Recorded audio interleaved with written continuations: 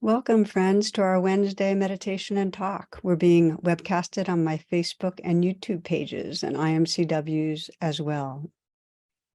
Let's begin together by pausing for meditation. And you might let your eyes close or your gaze go downward and take a few moments to shift your attention from the outer world to the inner world, becoming aware of the life inside you.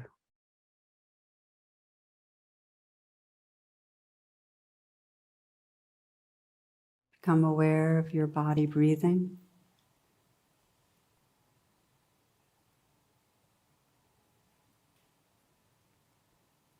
And gently notice the area of the heart that you can feel the breath at the heart. And if you bring a kind of listening attention, you might sense into whatever mood is here right now. What's the mood? What is the emotional quality? Are you feeling restless or anxious, tired, a little sad or depressed, excited, happy, peaceful, worried?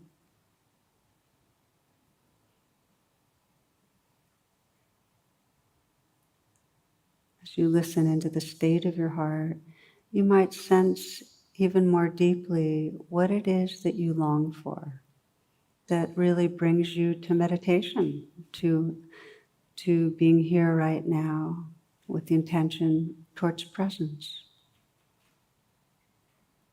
What is it that matters? What's important to you?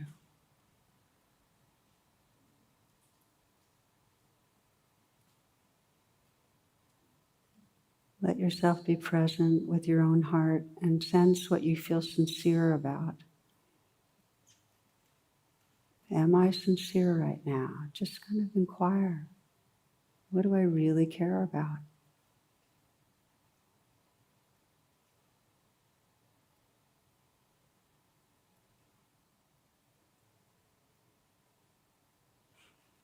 In the stillness, you might relax any areas of obvious tension in your body.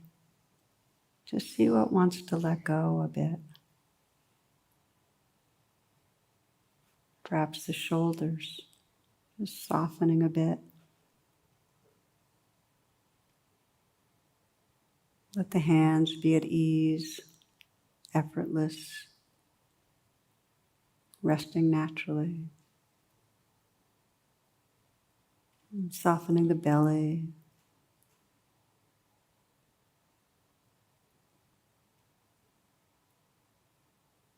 In the beginning, to pay attention to the movement of the breath, extending the in-breath so it's full and deep. Inhaling fully, filling the chest, filling the lungs. And then exhaling slowly so that you can feel the breath as it leaves the nostrils. Slowly, slowly letting go. And then again, a long, slow in-breath. You might count to 5.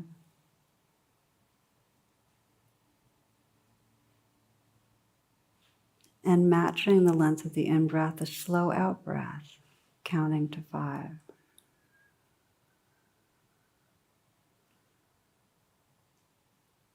And then again, breathing in.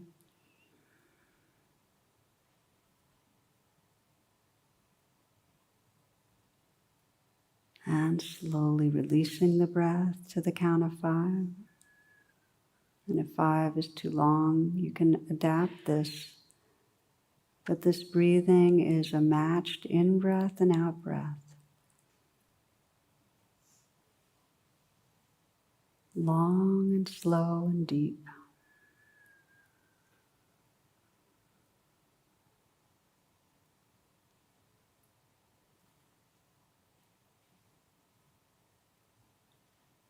Let the breath be smooth and even.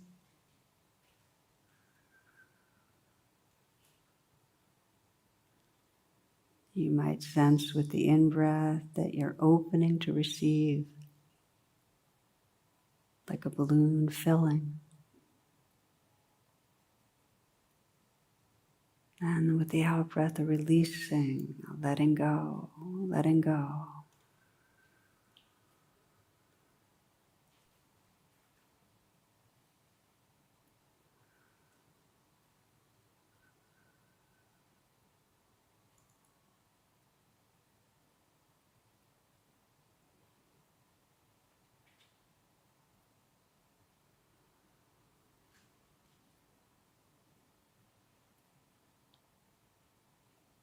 And if you get distracted, just return again to breathing in 5 counts or whatever works for you, and then matching the out-breath.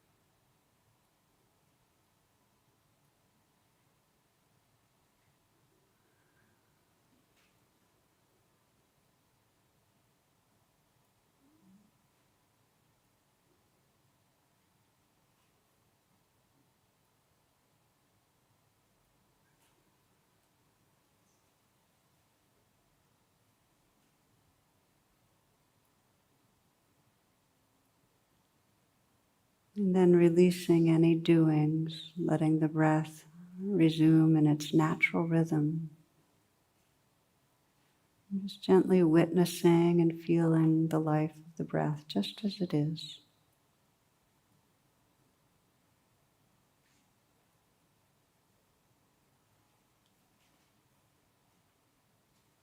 Sensing that inner stillness as this body breathes itself.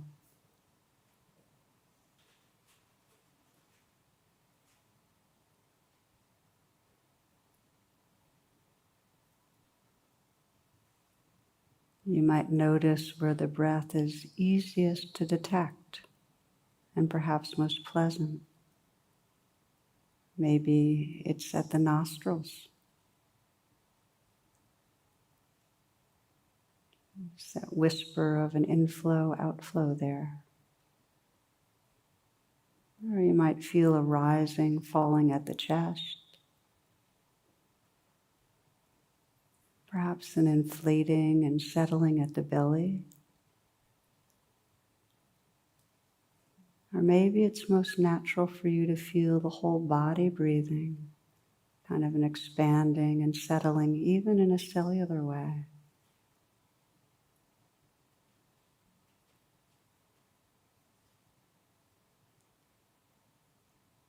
And gently rest the attention with the movement of the breath wherever it feels easiest or most pleasant to connect with it.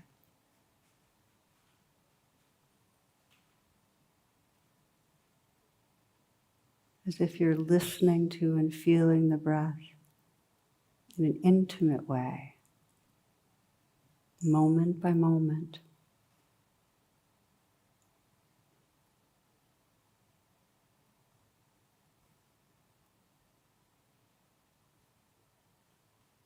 Relaxing with the movement of the breath.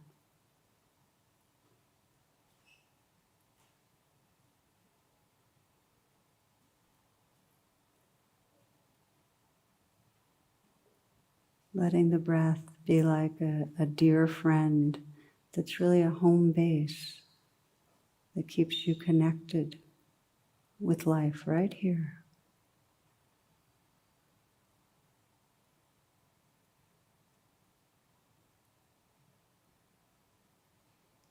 And if it's hard for you to connect with the breath, it's fine to let your home base be sound.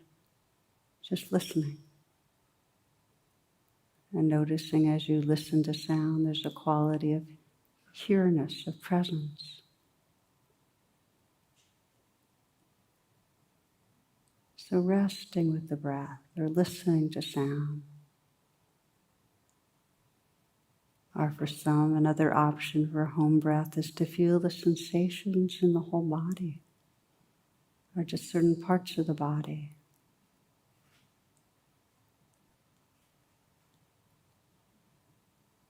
We use our senses to stay connected right here and now, breath by breath.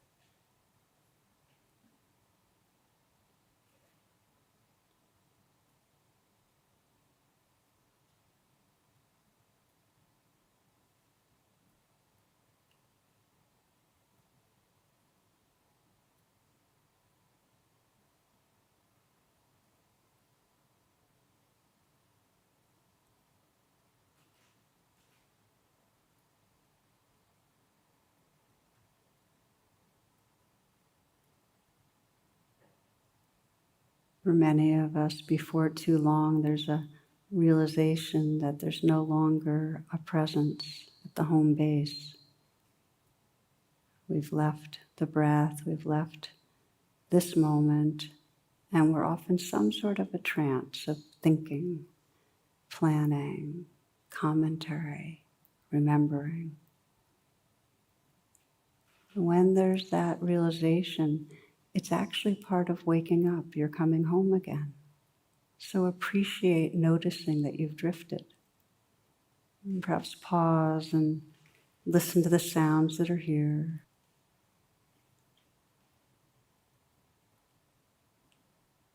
Relax your body a little, maybe relaxing your shoulders, your hands. And gently sense again that movement of the breath wherever you like to pay attention to it.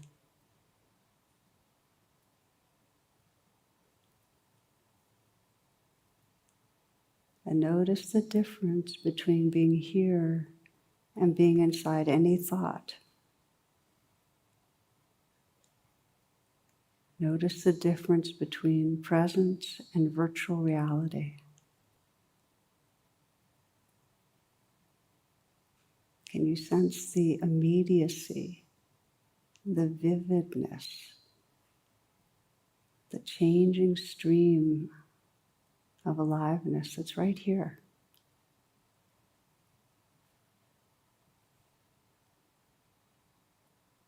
And what happens if you say yes to that and rest in what's right here,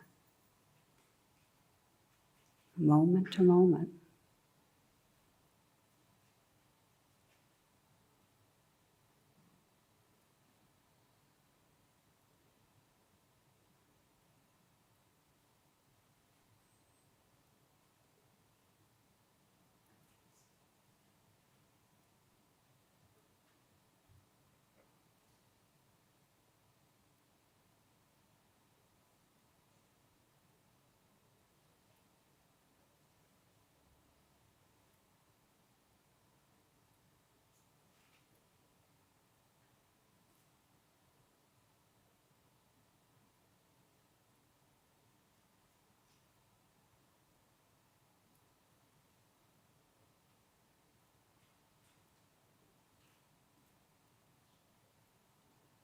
It's helpful to periodically check and sense, am I dreaming right now? Is this a trance? And that can help shine the light on that phase of time that you're actually not really here, often thoughts. And you can invite yourself back again, right to this moment, with a very friendly, gentle, curious attention. What's it like right here?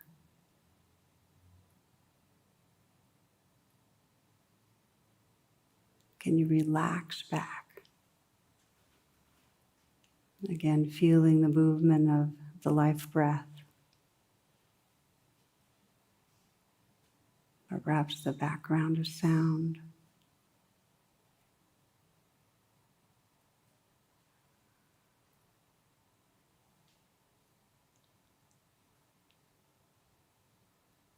Just saying yes to the life that's right here and knowing the difference between this and the trance of thinking. Making your home in presence.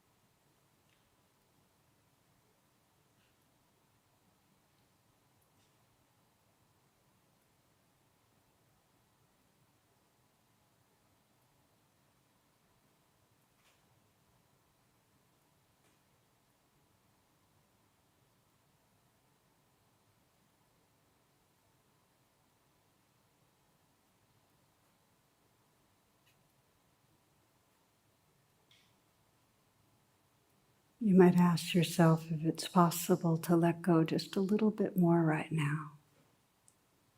What wants to let go?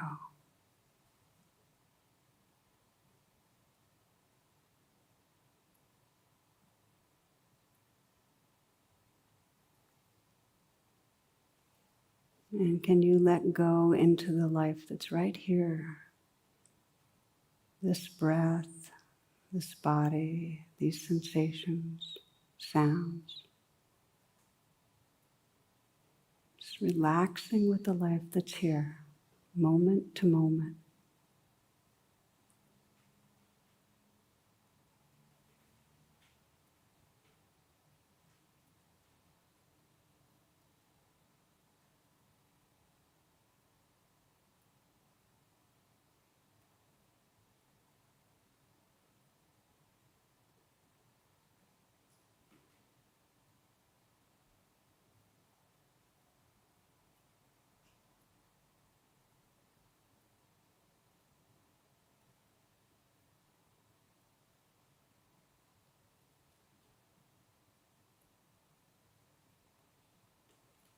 The more we relax with life, the more our heart relaxes open.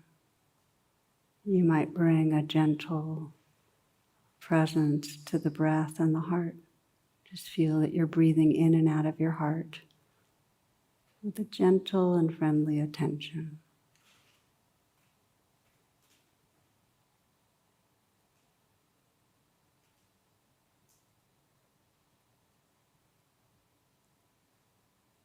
And from your most awake heart, you might offer whatever wish or blessing resonates right now to this life within you.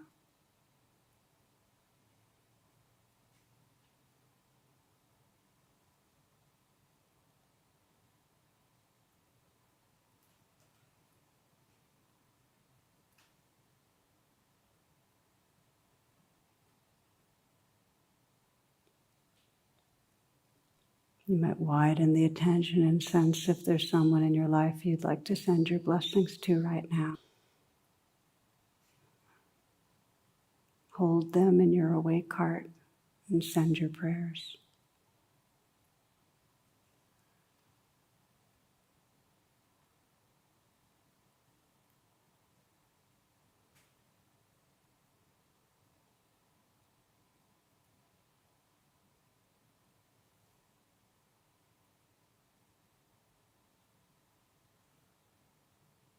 And we close by feeling our collective heart, this heart space that's boundless, holding all beings, sending our prayers that all beings everywhere be blessed to feel that very essence of loving presence moving through them, living through them. That all beings everywhere touch a natural and great peace. That all beings be happy, and that all beings be free. Namaste and blessings.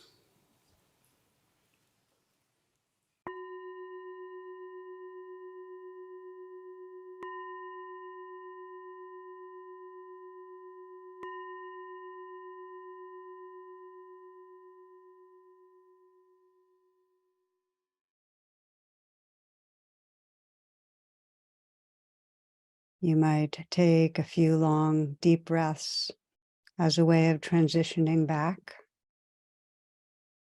If you'd like to move around some, stretch, drink water, whatever, as you do, I'll share some of the announcements for this upcoming week. Please visit my website. We're always adding things, tarabrach.com for virtual offerings, and to check imcw.org for the live stream offerings made available by our local teachers. And the affinity sanghas for this coming week are women, seniors, young adults, teens of color mindfulness group, Heart With, Living Mindfully with Illness Together. I'd like to highlight, I've mentioned on and off, Cloud Sangha, which I founded with my friend and colleague Jack Cornfield, is now offering mindful friends groups on many themes, including what our talks are about these weeks, which is unwinding anxiety. So please check out Cloud Sangha. You can find links from my homepage. Each week after the talk's over, we have our mindful dialogue sessions where you can meet with a small group and explore whatever came up for you during the talk. So you're invited to join in. The call-in information is tarabrach.com/class. Finally, as most of you know, the practices, the teachings, the talks are all offered freely. And your donations are received with a lot of gratitude. We ask $10 and just trust that you'll offer whatever works for you. Links can be found in the description. Okay, so now we'll move into our talk for this week.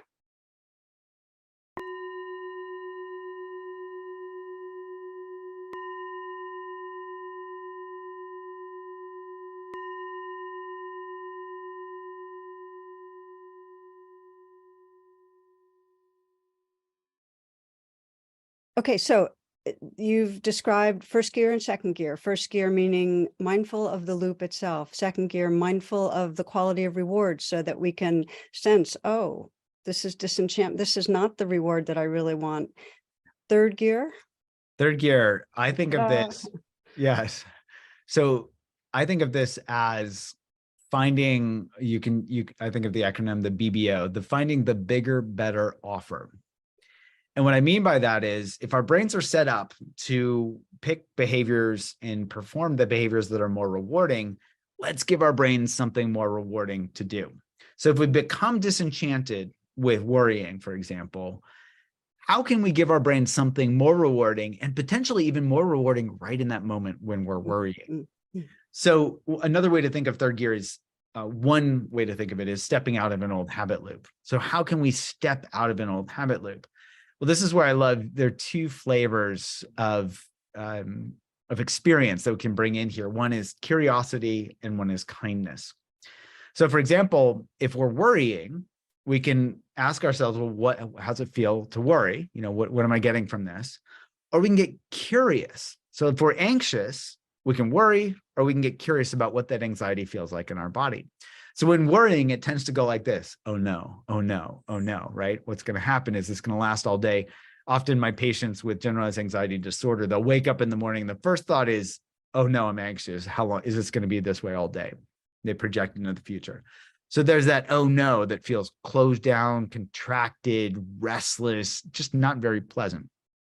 We can flip that and get curious. Oh, what's this anxiety feel like? And we can all explore this ourselves. What does oh no feel like? Can you feel into that closed, contracted experience, that wound up experience of anxiety? And what's it like to go, oh, what's this feel like in my body? And kind of bring in that Zen beginner's mind, like, oh, what does this feel like? What are the sensations like? So what feels better, worrying or curiosity? Yeah, it's a no-brainer, right? We've even done studies. I won't go into the details because it's pretty obvious. Curiosity feels better. So this is awareness again, right? That curious attitude, when we bring awareness to our experience, when we're truly bringing that attitude of curiosity into our experience, it feels pretty good, especially compared to worrying. So that's a bigger, better offer that we can train ourselves to bring in. When we start to worry, oh no, we can go, oh, I've got that oh no attitude. And we can start to inject some curiosity right in that moment. And even in that moment, we can start to open up a little bit. We can start to expand a little bit and let go a little bit. You have that wonderful mantra that you talk about. That's delicious. You want to share that? I'd love to. Yeah, for me, it's, so for some people that's like, oh, that's that awakening into curiosity. For me, it's often, somebody asks me, to explore something. I'm like, that's my natural reaction. And when, you tell me what your experience of is like, but it's a nonverbal, non-thinking way to drop into our direct experience and kind of awaken that curiosity. I love this when somebody's like, well, I can't be curious. Well, what's it like not to be curious? How does that feel? And surprise, you're actually bringing some curiosity in right in that moment when you're asking that question. What does it feel like not to be curious right now? And what's so interesting is, like everything else, it's a habit. I mean, we all have the capacity for curiosity because deep down, we want to know truth. I mean, we want to know the nature of reality, want to know who we are. And of course, that curiosity can get covered over by our fears and our contractions, but we can intentionally evoke curiosity. And that's the cool thing. Yes. By just going through the motions, by just saying, I wonder what's going on inside right now. But that's the power of inquiry. Asking questions actually naturally kind of waters the seeds of curiosity. And as you described so well, it's so clear that when we're contracted, just getting interested even a little bit opens up some space, and the learning centers of the brain get activated. And it's, what you and many people call, it's really a growth. It gives us a growth space. It Yes. really allows growth. And kindness does the same thing, because in the same way that we love truth, we love love, because they're both the basic elements of what we are. So in any moment that we can even remember the word kindness, that's just something I've just noticed. If I even just have the word kindness, something softens and there's more space for what's going on, and there's no longer as much identification. There's more being the ocean that's aware of the waves. Yes. Yeah, absolutely. And with both curiosity and kindness, we talked about emotional contagion in the past. So let's bring that forward. Yeah. How's it feel when somebody is doing inquiry with us? That curiosity can become contagious. How's it feel when somebody's being kind to us?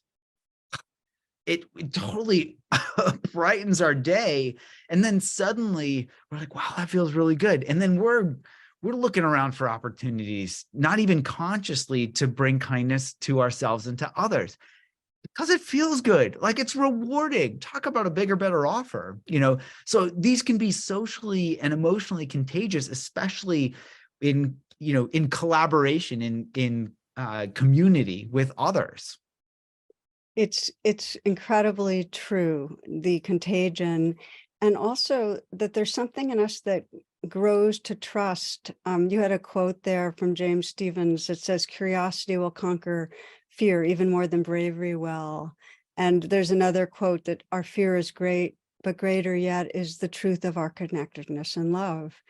And either one of those, and I think of them as the two wings of the bird, whether it's pursuing our interest in truth or our interest in love, either one of them opens us to a larger space of awareness than when we're hooked in the waves of fear. So they're both really, I love the languaging of they are our superpowers.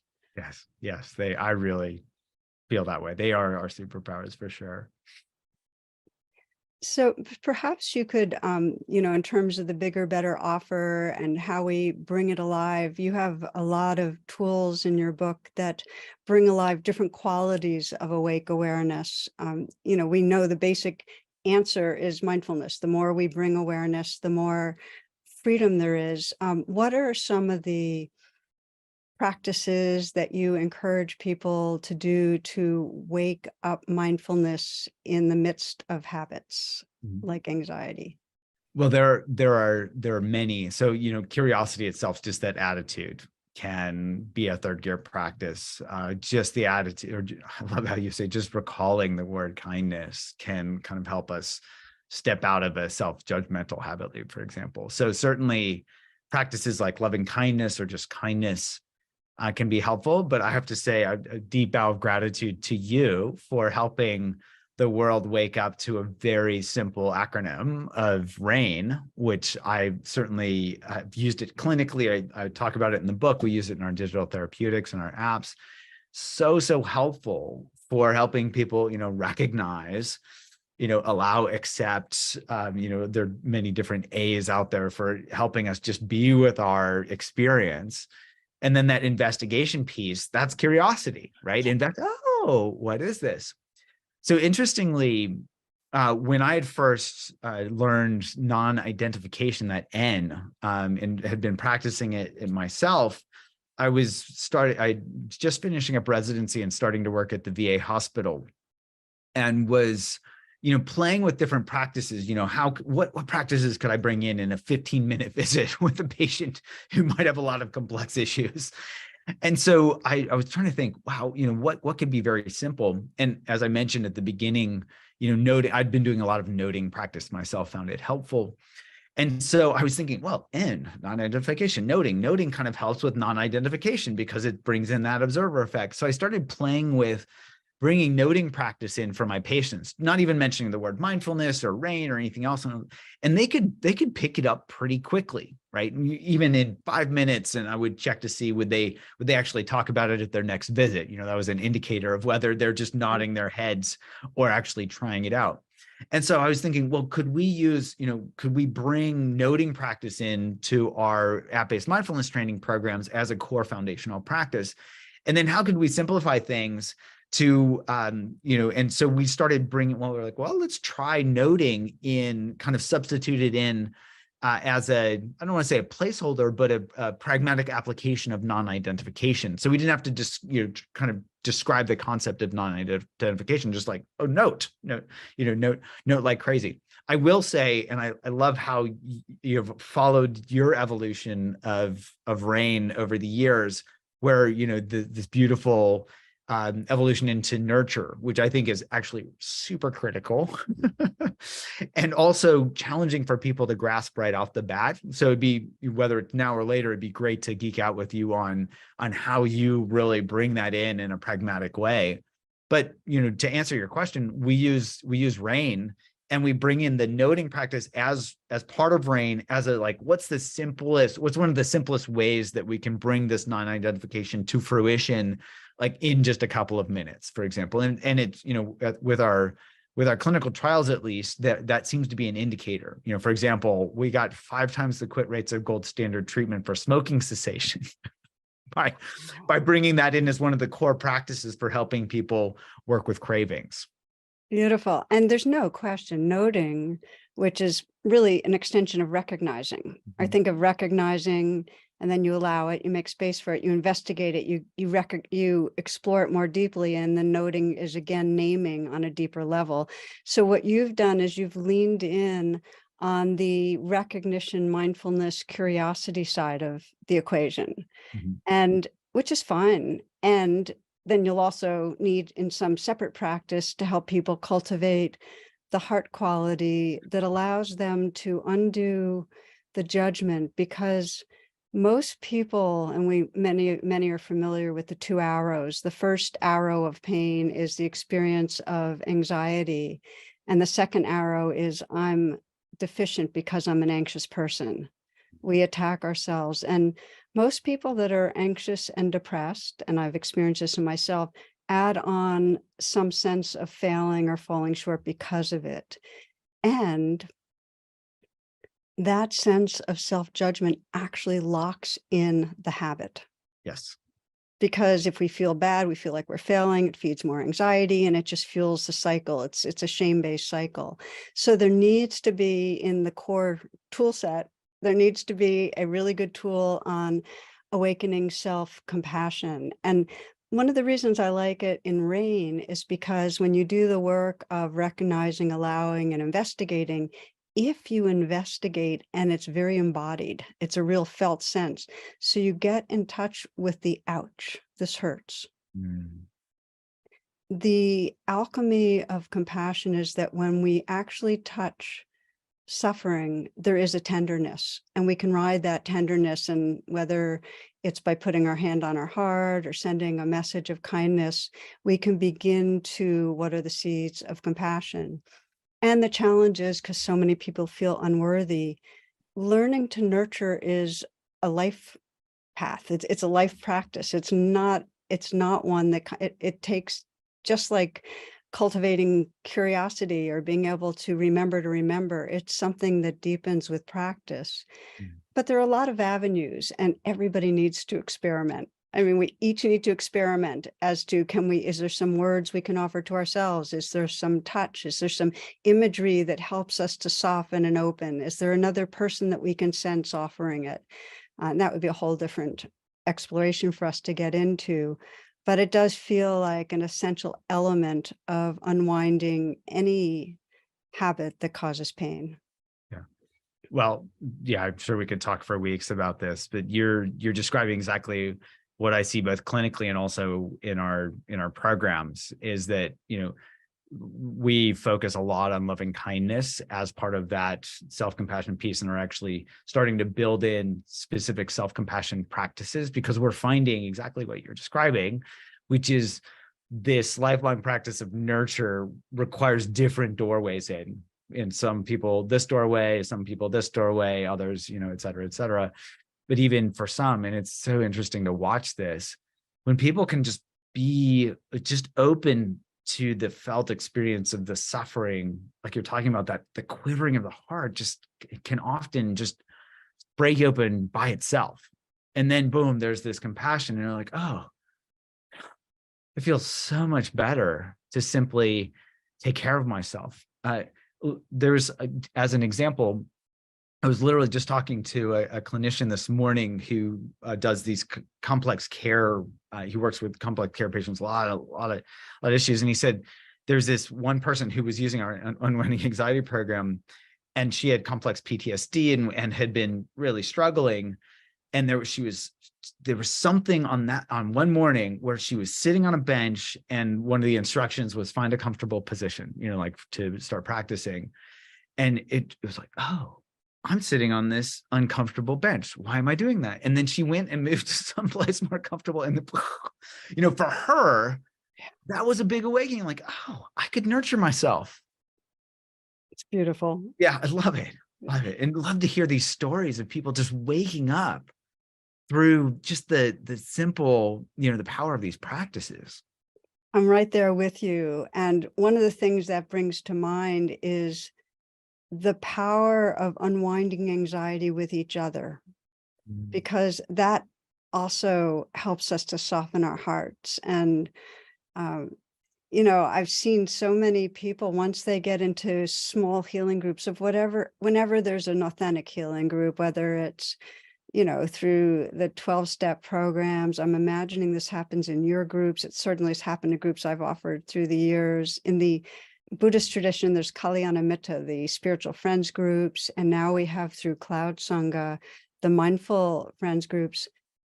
It's amazing. I've had people come out of groups and say, you know, it took away my shame about the anxiety because I realized that it wasn't my anxiety personally, it was our cultural shared anxiety, and it didn't feel like such a flaw. And I've had people come out saying, just when I'm in this group, I actually feel less anxiety because there's a sense that, others have my back. There's a sense of caring. Now, there's huge social anxiety in this world, so it doesn't always swing that way, but connectedness can make such a difference.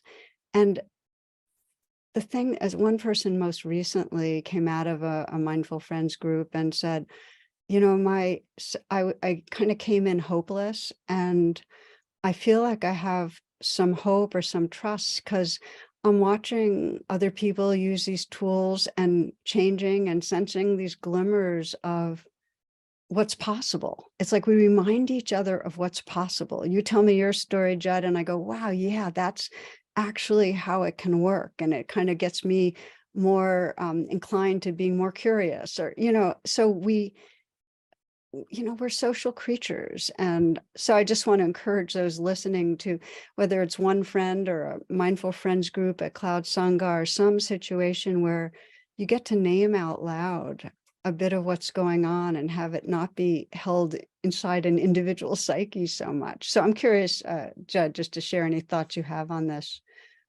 Oh, 100%. It's so one, I hear this all the time with anxiety. Oh, it's not just me, right? Yeah. And that in itself helps them soften and open and be more open. But at the same time, they get some social contagion of Yes. kindness, of connection, because those both feel really good. So I would wholeheartedly, so and I think what you're doing with Cloud Sangha is beautiful. So Well, I just to say, as you know, and this is for all of you, we are now offering anxiety groups that are very, very much based on Judd's book, Unwinding Anxiety. So this is a bit of a pitch, but it's such powerful stuff. I can't hold back on it. well, and it's wonderful to hear that, because this is really, I think you and I can probably be on safe ground in saying I think we probably share this. It's like, how can we help? How can we help people wake up? And it's so beautiful to be in community. And I love what you all are doing with Cloud Sangha. It's like building genuine, authentic community, because authenticity is the currency of the day, and that currency is not losing value anytime soon. Authenticity, because they have a culture of truth telling, and if you have truth telling, that's where the curiosity and the kindness comes in. So yeah, so maybe a kind of a final question for us, because I realize you've been really, really generous with your time, is I often think in terms of the evolutionary process we're in uh, untangling anxiety and its implications. And I know when I think of us as a collective right now and the contagion in the world, how unprocessed anxiety and fear is just the recipe for division, and how it's just keeps promoting deeper divides, more silos, more of a sense of more acting out of violence. And that to the degree we can learn to process fears, the more possibility of collaboration in responding to our global challenges. And then I also think of it individually, that the word worry, I think you probably know this, Judd, is comes from the word strangle, which always catches me, because worry it strangles us, and it stops our life from flowing so much, and it cuts us off. And so this untangling we're talking about actually gives us access to our full aliveness, our creativity. It opens us up to a wholeness of being. So it feels like a very powerful evolutionary process that we're exploring. And I'd love any words you might want to share as to what your sense is of the hopes and potentials of what we're talking about. Well, so very briefly, this reminds me of how we hold emotion as memory in our bodies. It's called somatic memory. Maybe you've talked about this or taught about this. and I think of the eyes as one, because the eyes hold so much wisdom. And so when we're divided, so let's say we're irritated or frustrated or angry with somebody or a group or whatever, what do our eyes do? They tend to get narrow because they're focused on, ooh, I don't like this, and I'm focused on changing it or fighting or screaming or posting on social media or whatever, outrage, What happens when we're curious? What happens to our eyes? Do they get narrowed? No, they get wide. If you think of wonder or awe, our eyes are huge.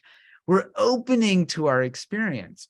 And so I love, this evolutionary feature of our eyes being able to tell us, one, what's happening if we can't connect with ourselves in the moment. Like, oh, what are my eyes doing? Are they narrowed? And then we go, oh, my eyes are narrowed. Oh, and that, oh, or that, what are my eyes doing? Can help us automatically just start to open them. Or we can just open our eyes really wide. How easy. So here's the challenge for anyone. How easy is it to be frustrated or angry or irritated with somebody when your eyes are really wide? Will your body let you get angry? Because it's a mismatch. Our brain says, oh, my eyes are wide. I'm not supposed to be angry. So that's something that we can all practice any moment that we remember to do it. And so here I would say, may these simple types of things help us all awaken to the power of curiosity and may our eyes help us bring in more kindness to ourselves, to others, to connect with each other, and go forth together. And notice how rewarding that is, how togetherness is this bigger, better offer. Much, much bigger, much better than divisiveness. Oh, thank you, my friend. That's a beautiful takeaway, just to have the eyes open in that way. And okay, for all of you listening, a reminder, Judd's book, Unwinding Anxiety, the apps, check them out. They're powerful. If you want to join a Mindful Friends group on anxiety, you can find Cloud on my homepage. Thank you for listening. And again, deep gratitude, Judd. It's been a pleasure to be with you. It's been an absolute joy. Thank you. So, friends, I'm hoping there were a lot of takeaways from this conversation on anxiety and worry. And most everyone knows what it's like when the weather system of anxiety takes over, and sometimes for quite a prolonged stay. And whether you're working with chronic worry or really a more full grip of fear, there are ways of awakening awareness that can help free you up in profound ways. In the Tibetan tradition, there's a phrase, the lion's roar, and it refers to a quality of confidence that arises when we realize that we can handle whatever comes, that whatever life presents, we have the power of awareness, we have the curiosity, the kindness, and the presence to be with it. It allows us to trust that we can be the ocean that has room for the waves. The lion's roar brings a gratification that's really deeper than classic happiness. You can imagine if you are trusting that you can handle what arises, then rather than anxiously tensing against an unknown future, you're free to relax. You're free to live these precious moments of life fully. So I thought we'd end this podcasted session with a poem I love from Rumi and a short rain practice that can help you in working with fear. So these are the words of Rumi. Be empty of worrying. Think of who created thought. Why do you stay in prison when the door is so wide open? Move outside the tangle of fear thinking. Live in silence. Flow down and down in always widening rings of being. And now, my friends, a practice to help us open to those widening rings of being.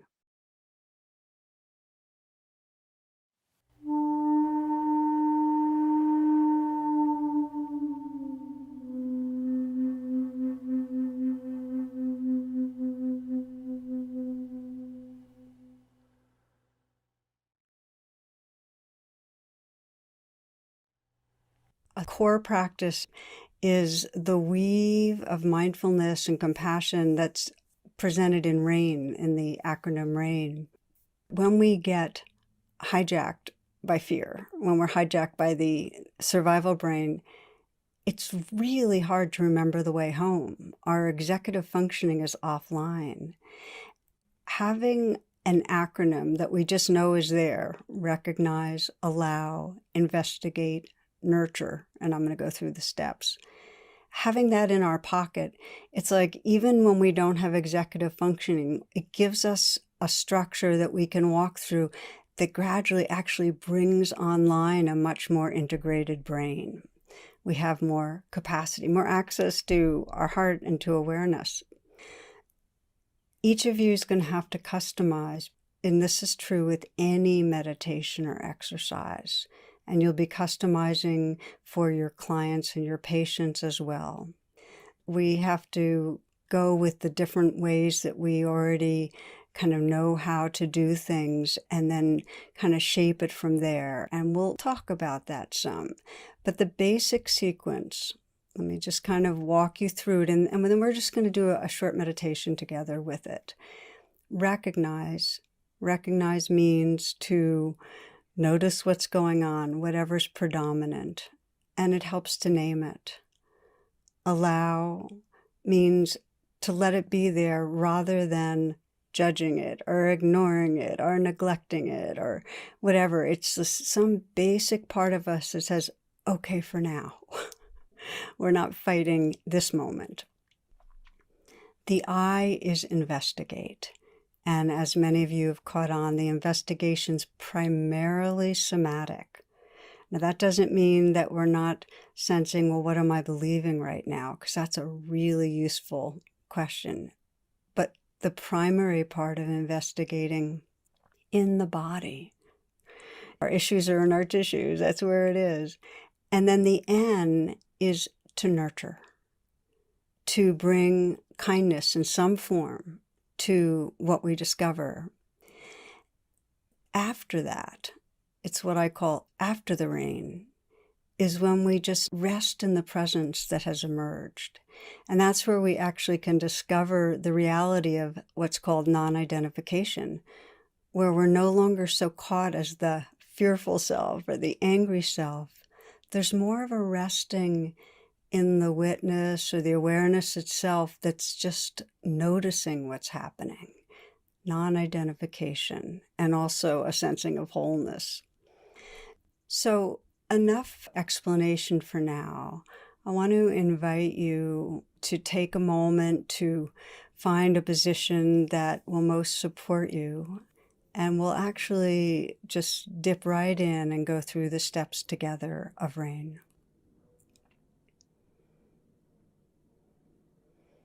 Let yourself find a way of sitting that's upright so you're alert and also at ease.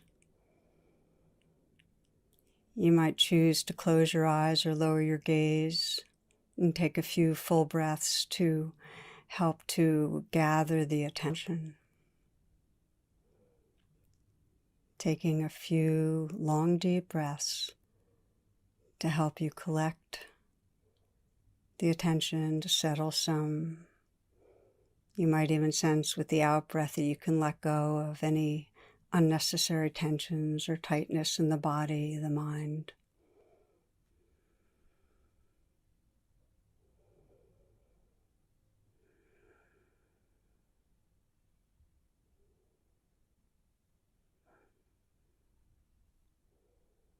And scanning perhaps the last few days, noticing a time where you felt stuck in some strong emotion. Might be as you were in a conversation or relating with somebody else. It might be as you were at work in some way. It might be something to do with your own health. But where you felt yourself in some way caught in an emotional reactivity, maybe judging, fear, anger. I wouldn't choose something that you feel brought on a full experience of trauma. It won't be so useful for you to examine right now. Maybe anger.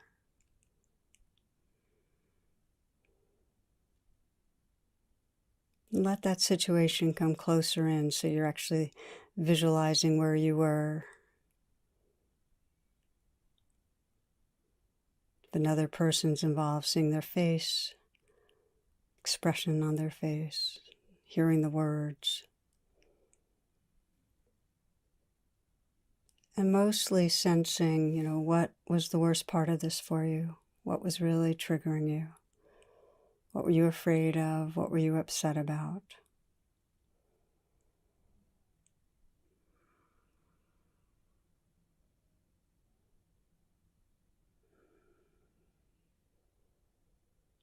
Beginning rain with recognizing. So just to notice whatever's most predominant. What's the feelings most predominant in the moment? You might mentally note them, whispering, fear, anger, hurt,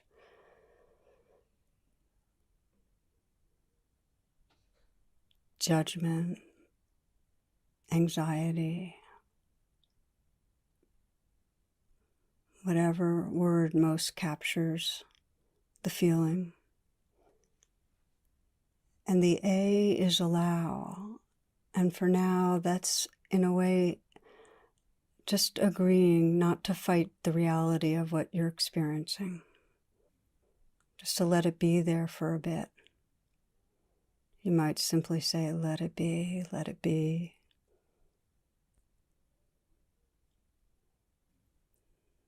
Allowing is in some way a wisdom that recognizes, well, this belongs, like a wave in the ocean belongs right here and right now. It's okay. So that you can then begin to investigate. And you might ask yourself, well, what am I believing when this is going on? Is there some deep core belief, that if somebody's behaving this way, they couldn't love me, or this means I'm not worthy, or this means something really bad is going to happen, I'll get punished. This means I'll never change. This means, there's a this means in some way to you, if there's some deep sense of how you're believing right now. Just to notice that.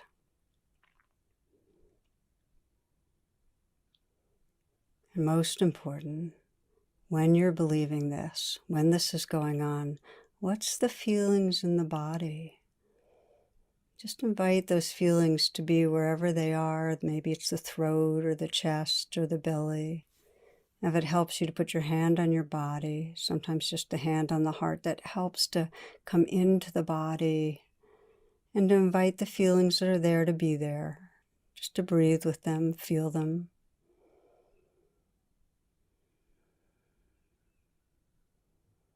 You might even, to get more in touch with the feeling, let your posture show the feeling.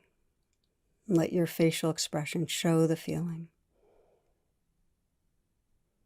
And feel the face, feel the surface of the face when it's expressing the fear, the hurt, the anger. And then feel back into the body and sense, where is it most expressed? Where are you feeling it the most? And deepen your attention there.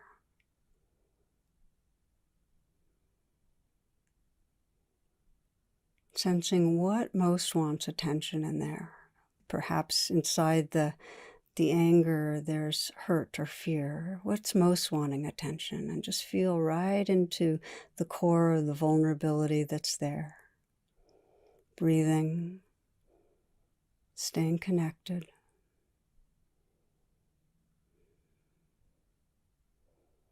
And we begin to shift to nurture by asking, what does this place most need? What does it most need right now?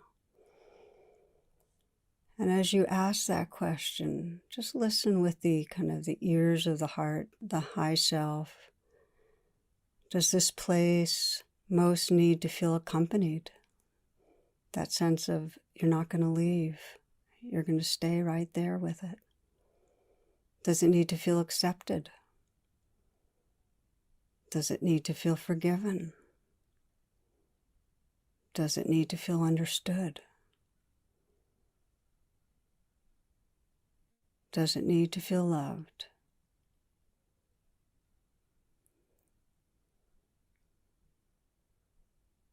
Listening, maybe taking a few full breaths so that you can even more fully inhabit the wisdom, the compassion of your high self, of the most awake part of you.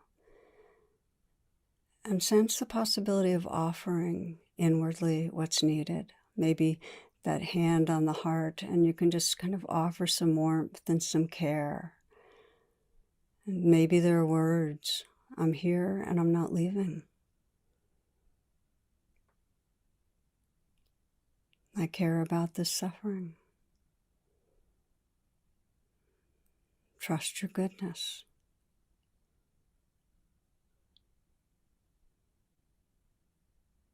Whatever message most feels natural to send. And if it's hard to feel that you're offering it to yourself, you might call on a loving or wise being, someone you know, someone you can just imagine. Just ask for their presence to be here and let that love and that care and the message come through them, through your hand, into your heart.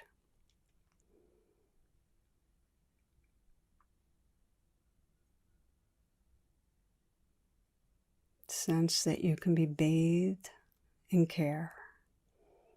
Let it wash in the cells and the spaces between the cells.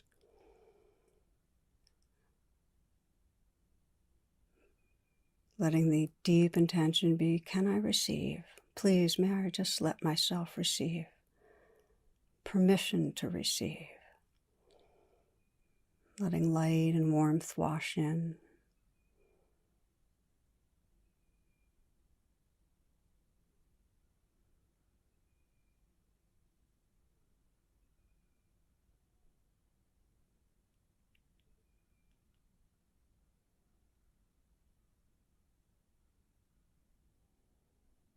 In these last few moments, from that place of a witnessing and awareness, just sense the quality of presence that's here. Perhaps a bit more space, a bit more tenderness, more awake. And perhaps you can notice the shift from the stuck self at the beginning to more resting in and as the awareness that you are.